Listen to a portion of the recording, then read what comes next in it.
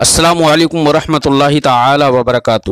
مرکز اہل سنت جامعہ رضویہ منظر اسلام کے یوٹیوب چینل ہم سبق درس نظامی میں آپ کا خیر مقدم ہے۔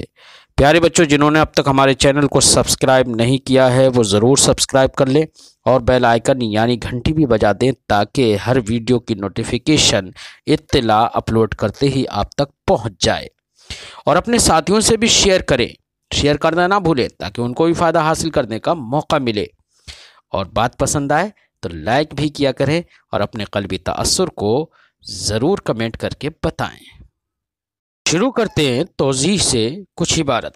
بسم اللہ الرحمن الرحیم۔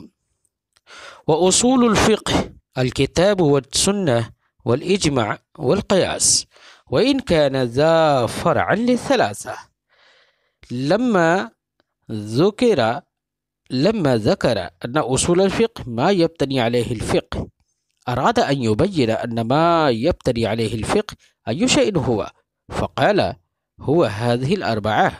فالثلاثة الأول أصول مطلقة لأن كل واحد مثبت للحكم، وأما القياس فهو أصل من وجه لأنه أصل بالنسبة إلى الحكم، فرع من وجه لأنه فرع بالنسبة إلى الثلاثة الأول، إذ العلة فيه مستنبطة من مواردها، فيكون الحكم الثابت بالقياس ثابتا بتلك الأدلة إلى آخر العبارة۔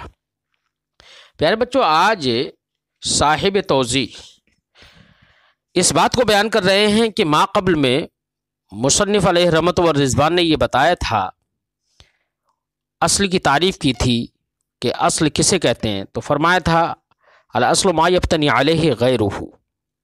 تو آج یہاں سے شارح فرماتے ہیں کہ جب ما قبل میں یہ بتا دیا کہ اصل اسے کہتے ہیں جس پر غیر کی بنا ہو اسے اصل کہتے ہیں، تو مصنف نے چاہا کہ یہاں پر وہ ذکر کر دے کہ یہاں پر فقہ کے اصول ہیں کیا کیا، کون سی چیزیں فقہی اصول ہیں جن پر فقہ کی بنا ہے۔ تو صاحب کتاب نے یہ چاہا تو اصول فقہ بیان کیے، یعنی اصول فقہ چار ہیں: کتاب، سنت، اجماع اور قیاس۔ کتاب سے مراد بچوں پوری کتاب اللہ نہیں ہے، پورا قرآن پاک نہیں ہے، بلکہ کتاب سے مراد تقریباً 500 آیات ہیں جن سے احکام کا استنباط ہوتا ہے۔ ایسی سنت سے بھی مراد، احادیث سے بھی مراد تمام احادیث نبویہ نہیں ہیں، تمام سنت نہیں ہیں، بلکہ تقریباً 3000 کی مقدار وہ احادیث ہیں مراد جن سے مسائل کا استنباط و استخراج ہوتا ہے۔ ایسی اجماع سے ہر قوم کا اجماع مراد نہیں ہے، ہر ایک کا اجماع مراد نہیں ہے، بلکہ اجماع سے مراد نبی کریم صلی اللہ علیہ وسلم کی امت کے مجتہدین کا اجماع مراد ہے، ہر ایک کا اجماع مراد نہیں ہے۔ قیاس صرف اور صرف وہ معتبر ہے جو قیاس اپنے شرائط سے مقرون ہو۔ اس کے چند شرائط ہیں، ایک شرط یہ بھی ہے کہ مقیس علیہ میں مقیس میں کوئی نص وارد نہ ہو، اگر مقیس میں نص وارد ہے تو اس کا قیاس نہیں کیا جا سکتا۔ بہرحال ان کی وجہ حصر یہ ہے کہ اصول شرع چار ہیں، چار ہی کیوں ہیں، اس کی وجہ حصر یہ ہے بچوں، ہم دو طرح سے وجہ حصر بیان کر دیتے ہیں۔ ایک تو یہ کہ اصول شرع چونکہ کتاب، سنت، اجماع اور قیاس یہ دلیل شرعی ہیں۔ اب دلیل شرعی میں ہمیں غور کرنا ہے کہ دلیل شرعی وحی الہی ہے یا وحی الہی نہیں ہے۔ اگر وحی الہی ہے تو اس کی دو صورتیں ہیں، یا تو وحی متلو ہوگی کہ جس کی تلاوت ہوتی ہو، یا وحی غیر متلو ہوگی کہ جس کی تلاوت نہیں ہوتی ہو۔ اگر وحی متلو ہے تو وہ کتاب اللہ ہے، اور وحی غیر متلو ہے تو وہ سنت رسول اللہ ہے، کیونکہ وہ بھی وحی تو وہ بھی ہے۔ وما ينطق عن الهوى ان هو الا وحی یوحی، اللہ نے فرمایا ہے۔ تو وحی اگر دلیل شرعی وحی ہے تو اس کی دو صورتیں، مطلوع یا غیر مطلوع، مطلوع ہے تو کتاب اور غیر مطلوع ہے تو سنت۔ اور اگر دلیل شرعی وحی نہیں ہے، غیر وحی ہے، تو اس کی دو صورتیں، یا تو جو غیر وحی جو دلیل ہے وہ ایک زمانے کے تمام ائمہ مجتہدین کا قول ہوگا یا تمام کا قول نہیں ہوگا۔ اگر تمام کا قول ہے تو اس کا نام ہے اجماع، اور تمام کا قول نہیں ہے تو اس کا نام ہے قیاس۔ یا دوسری طریقے سے ہم وجہ حصر اس طور سے بیان کر سکتے ہیں کہ دلیل یا تو نبی کریم صلی اللہ علیہ وسلم سے ہم تک پہنچتی ہوگی، یا نبی کریم صلی اللہ علیہ وسلم سے ہم تک نہیں پہنچتی ہوگی۔ اگر کوئی دلیل نبی کریم صلی اللہ علیہ وسلم سے ہم تک پہنچ رہی ہے تو اس کی دو صورتیں، سرکار سے اگر ہم تک پہنچی ہے، اگر سرکار سے، تو یا تو اس کا تعلق نظم اعجاز سے ہوگا، نظم معجز سے ہوگا، یا تعلق نظم معجز سے نہیں ہوگا۔ اگر سرکار سے پہنچ رہی ہے اور نظم معجز سے اس کا تعلق ہے تو وہ کتاب ہے، اور اگر نظم معجز سے اس کا تعلق نہیں ہے تو وہ سنت ہے۔ اور اگر سرکار سے ہم تک دلیل نہیں پہنچی ہے بلکہ آپ کے بعد والوں سے پہنچی ہے تو اس کی دو صورتیں ہیں، یا تو ایسے لوگوں سے دلیل ہم تک پہنچی ہے، اتنے لوگوں سے دلیل پہنچی ہے کہ جن کا اجماع گمراہی پر متصور نہیں ہے، یا جو دلیل جن لوگوں سے صادر ہوئی ہے وہ دلیل ایسے لوگوں سے صادر ہوئی ہے جن کا گمراہی سے محفوظ ہونا مشروط ہے، تو ایسے لوگوں کی اگر وہ دلیل ہے، ایسے لوگوں سے صادر ہوئی ہے تو وہ دلیل اجماع کہلائے گی۔ اور اگر غلطی سے اور گمراہی سے محفوظ ہونے کی شرط نہ ہو تو ایسی صورت میں اس کا نام ہے قیاس۔ وجہ سمجھ میں آ گئی بچوں؟ ایک بات ہم یہاں پر اور بتا دیں، اصول شرع 4 ہیں، کتاب، سنت اور اجماع، لیکن ان 4 میں جو پہلے 3 ہیں، کتاب، سنت، اجماع، یہ تینوں کے تینوں اصول علی الاطلاق ہیں، اصول مطلقہ ہیں، من کل الوجوہ یہ اصول کہلاتے ہیں، کیونکہ ان سے حکم ثابت ہوتا ہے۔ اور رہا قیاس، تو قیاس من وجہ اصل ہے اور من وجہ فرع ہے۔ جس قیاس سے جو حکم ثابت ہوتا ہے، جو حکم نکلتا ہے، جو حکم سمجھ میں آتا ہے علت کی بنا پر، اس حکم کی طرف نظر کرتے ہوئے تو قیاس اصل ہے۔ اور چونکہ قیاس سے یہ اصول ثلاثہ یعنی کتاب، سنت اور اجماع کی طرف نظر کرتے ہوئے فرع ہے۔ کیوں؟ اس لیے کہ قیاس کے اندر علت مستنبط ہوتی کس سے ہے؟ وہی اصول ثلاثہ ہی سے مستنبط ہوتی ہے۔ نصوص کتاب، نصوص سنت اور نصوص اجماع سے ہی مستنبط ہوتی ہے علت۔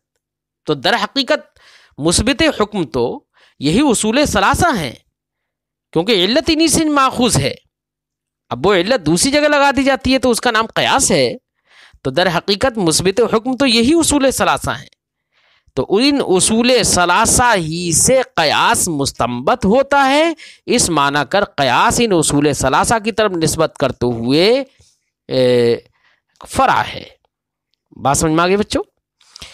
تو اصول ثلاثہ کتاب، سنت، اجماع یہ اصول علی الاطلاق ہیں، اور قیاس وہ اصل من وجہ اور فرع من وجہ ہے۔ اسی کو صاحب کتاب فرماتے ہیں، ترجمہ کرتے ہیں، فرماتے ہیں وَأُصُولُ الْفِقْهِ الْكِتَابُ وَالسُّنَّةُ وَالْإِجْمَاعُ وَالْقِيَاسُ۔ اصول فقہ کتاب، سنت، اجماع اور قیاس ہیں۔ وَإِنْ كَانَ ذَا فَرْعًا لِلثَّلَاثَةِ، یہاں پر اس میں اشارہ ہے، اگرچہ یہ یعنی قیاس پہلے والے تینوں یعنی کتاب، سنت، اجماع کی فرع ہے۔ لما ذکر ان اصول الفقہ ما یبتنی علیہ الفقہ، مصنف نے جب یہ ذکر کر دیا کہ اصول فقہ وہ ہوتے ہیں جن پر فقہ کی بنا ہوتی ہے۔ ارادہ تو مصنف نے چاہا کہ وہ یہ بھی بیان کر دیں کہ وہ کون سی چیزیں ہیں، ما یفتنی علیہ الفقہ ایو شیء ہوا، وہ کون سی چیزیں ہیں کہ جن پر فقہ کی بنا ہوتی ہے۔ فقال تو مصنف نے کہا ہوا ھذہ الاربعہ، وہ چیزیں جن پر فقہ کی بنا ہے وہ یہ 4 ہیں۔ فالثلاثۃ الاول اصول مطلقہ، تو ثلاثت اول یعنی پہلی تینوں کتاب سنت اجماع وہ اصول علی الاطلاق ہیں، اصول مطلقہ ہیں۔ لأن كل واحد مثبت للحکم، کیونکہ ان تینوں میں سے ہر ایک مثبت للحکم ہے، ان سے حکم ثابت ہوتا ہے۔ وأما القیاس فهو اصل من وجہ، رہا قیاس تو وہ اصل من وجہ ہے، اصل من وجہ ہے، من وجہ اصل ہے، کیوں؟ لأنه اصل بالنسبت الى الحکم، کیونکہ وہ حکم کی طرف نسبت کرتے ہوئے اصل ہے۔ فرع من وجہ، اور من وجہ فرع ہے، لأنه فرع بالنسبت الى الثلاثة الاول، کیونکہ وہ فرع ہے پہلی تینوں دلیلوں کی طرف نظر کرتے ہوئے، کتاب سنت اور اجماع کی طرف نظر کرتے ہوئے۔ یہ فرع کیوں ہے تینوں کی؟ اس کی علت، اس کی وجہ فرماتے ہیں اذ العلت فیہ مستنبطۃ من مواردہا، کیونکہ قیاس کے اندر جو علت ہوتی ہے وہ مستنبط ہوتی ہے انہی تینوں کے موارد اور نصوص سے، یعنی مورد کتاب سے علت ماخوذ ہوتی ہے، مورد سنت سے علت ماخوذ ہوتی ہے، اور مورد اجماع سے۔ تو انہی تینوں کے موارد سے علت مستنبط ہوتی ہے قیاس کے اندر۔ تو علت جب وہیں سے مستنبط ہوتی ہے تو در حقیقت مثبت حکم تو وہی ہوئے، بات سمجھائی؟ تو اس لیے اگر قیاس سے بھی کوئی حکم اگر ثابت مان لیا جا رہا ہے تو وہ بھی در حقیقت انہی ادلہ ہی سے حکم ثابت ہے، تو اس لیے یہی ادلہ ہی اصل ہے اور قیاس ان کی فرع ہے۔ اور دوسری وجہ یہ بھی ہے کہ قیاس تو محض مظہر للحکم ہے، وہ مثبت للحکم نہیں ہوتا ہے۔ مثبت للحکم تو یہی اصول ثلاثہ ہیں، قیاس تو صرف یہ ظاہر کرتا ہے کہ یہ حکم یہ علت اس نص کے اندر، کتاب کی اس آیت کے اندر، اس سنت کے اندر، اس اجماع کے اندر یہ علت موجود ہے، لہذا اس علت کی بنا پر یہ جو حکم ہے یہ وہ ظاہر قیاس کے ذریعے سے ظاہر کر دیا جاتا ہے صرف۔ فرماتے ہیں اس لیے اس سے سمجھ میں آ گیا کہ فرع، یہ قیاس جو ہے اصول ثلاثہ کی فرع ہے۔ فرماتے ہیں فیکون الحکم ثابت بالقیاس، تو قیاس سے ثابت ہونے والا حکم ثابت ہوگا در حقیقت بتلک الادلہ، انہی دلیلوں سے۔ وایضا هو لیس بمثبت، نیز حکم وہ قیاس وہ مثبت حکم بھی نہیں ہوتا ہے، بل ہوا مظہر، بلکہ وہ صرف اور صرف مظہر حکم ہوتا ہے۔ جب مصنف نے یہ بتا دیا کہ قیاس کے اندر علت مستنبط ہوتی ہے اصول ثلاثہ سے، کتاب سنت اور اجماع سے، تو استنباط کی مثالیں بھی پیش کر رہے ہیں۔ قیاس مستنبط من الکتاب کی مثال، قیاس مستنبط من السنہ کی مثال، قیاس مستنبط من الاجماع کی مثال، ہر ایک کی نظیر پیش کر رہے ہیں۔ فرماتے ہیں اما نظیر القیاس المستنبط من الکتاب، رہا قیاس مستنبط من الکتاب کی نظیر مثال، فَكَ قیاس حرمت اللواطۃ علی حرمت الوطی فی حالت الحیض الثابتہ بقولہ تعالی، تو وہ جیسے کہ لواطت کی حرمت کو قیاس کرنا وطی کی حرمت، وطی فی حالت الحیض کی حرمت پر، یعنی یہ کہنا کہ لواطت بھی حرام ہے، کیوں حرام ہے؟ اس پر قیاس کرتے ہوئے کہ جس طریقے سے حالت حیض میں وطی حرام ہے، تو حالت حیض میں وطی حرام ہے، کیوں حرام ہے؟ کیونکہ اس کی علت اللہ نے فرمایا فاعتزلوا النساء فی المحیض، حالت حیض میں عورتوں سے دور رہو۔ اللہ تعالیٰ نے ارشاد فرمایا قل هو اذی یسألونک عن المحیض قل هو اذی، اے محبوب تم سے لوگ حیض کی حالت میں وطی کرنے کے سلسلے میں پوچھیں گے تو تم ان سے کہہ دینا کہ وہ گندگی ہے، اس گندگی کی حالت میں عورتوں سے وطی نہ کرے۔ تو حالت حیض میں بیویوں سے وطی کرنا حرام قرار دیا ہے قرآن پاک میں، اس میں نص وارد ہے۔ قرآن کی یہی آیت کریمہ سے علت ماخوذ ہوئی اور علت نکال لی کیا؟ اذی، گندگی۔ اب ظاہر بات ہے یہ وطی تو مقام حرص میں ہوتی ہے، لیکن لواطت وہ تو مقام فرض میں ہوتی ہے، گندگی کا ہی محل ہے، وہ تو سراپا گندگی ہے۔ جب سراپا گندگی ہے اور یہاں پر وطی حرام ہو گئی علت ازا کی بنا پر، گندگی کی بنا پر، تو بدرجہ اتم لواطت کے اندر بھی گندگی ہے، وہ تو مقام فرض ہی ہے، گندگی کا ہی محل ہے، اس لیے وہاں پر لواطت کرنا وہ بھی بدرجہ اتم حرام ہو جائے گا۔ تو لواطت کی حرمت کو قیاس کر لیا گیا حرمت وطی فی حالت الحیض پر، اور حرمت وطی فی حالت الحیض یہ ثابت ہے اللہ کے فرمان سے۔ اللہ نے ارشاد فرمایا قل هو اذی فاعتزلوا النساء فی المحیض۔ بات سمجھ میں آ گئی بچوں؟ لیکن یہاں پر ایک شبہہ ہے، شبہہ یہ ہے کہ حرمت لواطت سے مراد یا تو حرمت لواطت بالنساء ہے یا لواطت بالرجال مراد ہے۔ اگر لواطت بالرجال مراد ہے تو وہ تو ثابت ہے کتاب سے، اس لیے لواطت بالرجال کی حرمت کو قیاس نہیں کیا جا سکتا، کیونکہ قیاس کے لیے شرط ہے کہ مقیس میں نص نہ ہو، جبکہ حرمت لواطت بالرجال کے سلسلے میں نص وارد ہے۔ قرآن نے ارشاد فرمایا اِنَّكُمْ لَتَأْتُونَ الرِّجَالَ شَهْوَةً مِّن دُونِ النِّسَاءِ، یہ اللہ نے ارشاد فرما دیا ہے۔ اور ظاہر بات ہے کہ جو حکم پہلی شریعتوں میں موجود ہو اور اللہ اور اس کے رسول نے بغیر کسی انکار کے اسے ہمارے لیے بیان بھی کیا ہو تو وہ حکم باقی رہتا ہے۔ اس لیے یہ نص جب وارد ہو گئی مردوں سے لواطت کے سلسلے میں تو مردوں کی لواطت کو تو قیاس نہیں کیا جا سکتا۔ رہا عورتوں سے، بیویوں سے لواطت کو قیاس کرنا تو وہ بھی منصوص علیہ ہے، اس کو بھی قیاس نہیں کیا جا سکتا ہے، اس لیے کہ اللہ کے رسول صلی اللہ علیہ وسلم نے فرمایا، امام ترمذی نے اس حدیث پاک کی روایت کی ہے، نبی کریم صلی اللہ علیہ وسلم نے فرمایا، حضرت امام ترمذی فرماتے قال رسول اللہ صلی اللہ علیہ وسلم لا ينظر اللہ عز وجل الى رجل اتى رجلا او امرأة فی دبرها، اللہ رب العزت اس کی طرف نظر نہیں فرمائے گا جو مرد یا عورت سے اس کے پیچھے کے مقام میں آئے، یعنی لواطت کرے۔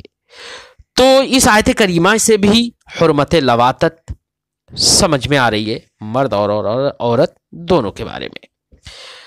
تو اب حرمت لواطت کے سلسلے میں جب نصوص وارد ہے تو اب قیاس کی شرط تو یہ ہے کہ مقیس میں کوئی نص نہ ہو، اور یہاں پر نص موجود ہے تو اب اس کو قیاس نہیں کیا جا سکتا، اس لیے اس کو مثال میں پیش کرنا قیاس مستنبط من الکتاب کی مثال بنانا لواطت، حرمت لواطت کو، یہ صحیح نہیں ہے۔ پھر اس کا جواب کیا ہوگا جبکہ ساری کتابوں میں یہی مثال ہے؟ اس کا جواب یہ ہے بچوں کہ یہ تو محض تفہیم بچوں کے اندر تاکہ سمجھنے کا مادہ ہو اور تفتیش کے اور جستجو کا شوق پیدا ہو، اس لیے یہ مثال دے دی ہے۔ در حقیقت یہ قیاس نہیں ہے بلکہ یہ دلالت ہے۔ کیا ہے؟ قیاس نہیں ہے بلکہ یہ دلالت ہے۔ اس کی صحیح مثال کیا ہوگی؟ تو اس کی صحیح مثال یہ ہوگی بچوں کہ اللہ پاک نے قرآن پاک میں ارشاد فرمایا ہے کہ جب تم او جاء احد منکم من الغائط، جب تم میں سے کوئی پاخانہ پیشاب سے آئے تو وہ طہارت حاصل کرے، وضو کرے۔ یہاں پر اس آیت کریمہ میں یہ بتایا گیا ہے کہ پاخانہ پیشاب یعنی ما خرج من السبیلین جو ہے وہ نجس ہے، وضو کو توڑ دیتا ہے۔ اس کی اگر ما خرج من السبیلین پایا گیا، پاخانہ پیشاب اگر کیا تو وضو ٹوٹ جاتا ہے، وضو کرنا پڑے گا۔ اس سے یہ سمجھ میں آ گیا۔ اب اسی پر ہم قیاس کر لیں، علت یہاں پر نکالیں۔ علت کیا ہے یہاں پر؟ کہ ما خرج من السبیلین، پاخانہ اور پیشاب وغیرہ جو ہے وہ ناقض وضو کیوں ہیں؟ اس لیے کہ لأنہ نجس خارج من بدن الانسان، کیونکہ وہ ایسا نجس ہے جو کہ بدن انسان سے نکل رہے. یہ علت اس کی بتائیں. اور نجس سے خارج من بدن انسان پا لیا گیا اس لیے وضو ٹوٹ گیا. اب یہی علت ہم نے دیکھی اس بات پر کہ کبھی جسم سے خون بھی نکلتا ہے اور بہہ جاتا ہے, پیپ بھی نکلتا ہے بہتا ہے نا. من غیر سبیلین کوئی چیز نکلتی, سبیلین کے علاوہ دوسری جگہ سے کوئی چیز نکلتی ہے اور وہ بھی نجس سے خارج ہوتی ہے. ظاہر بات ہے خون بھی نجس سے ہے, تو نجس سے خارج من بدن انسان یہ علت تو وہاں پر بھی پالی گئی. پیپ بھی نجس سے خارج ہے تو نجس سے خارج من بدن انسان یہ علت تو وہاں پر بھی پالی گئی. تو جو علت ہم نے ما خرج من السبیلین میں دیکھی تھی وہی علت ما خرج من غیر السبیلین کے اندر بھی موجود ہے. لہذا اس علت کی بنا پر ہم نے یہ حکم دے دیا, قیاس کر لیا کہ ما خرج من غیر السبیلین بھی ناقض وضو ہے, جس طریقے سے ما خرج من السبیلین ناقض وضو ہے. اور ما خرج من السبیلین ناقض وضو ہے, یہ بات ثابت ہے, یہ حکم ثابت ہے کتاب اللہ سے. اور ما خرج من غیر السبیلین بھی ناقض وضو ہے, یہ حکم ہم نے ثابت کیا ہے قیاس سے. ما خرج من السبیلین پر اس کو قیاس کر لیا ہے. یہ صحیح مثال ہوگی بچوں. آج کی گفتگو بچوں ہم یہیں پر ختم کرتے ہیں. فرماتے ہیں کہ کا قیاس حرمت اللواطت علی حرمت الوطی فی حالت الحیض الثابتہ, جیسے کہ حرمت لواطت کو قیاس کرنا حرمت وطی فی حالت الحیض پر, جو کہ حرمت وطی فی حالت الحیض ثابت ہے اللہ کے اس فرمان سے قل هو اذی فاعتزلوا النساء فی المحیض, اے محبوب فرما دو کہ وہ گندگی ہے لہذا حالت حیض میں عورتوں سے دور رہو. والعلت ہی الاذی, تو یہاں پر علت کیا ہے, وہ گندگی ہے. ہم نے پوری تفصیل اس پر پیش کر دی ہے, امید ہے کہ آپ لوگ اسے یاد کریں گے. السلام علیکم ورحمۃ اللہ تعالی وبرکاتہ.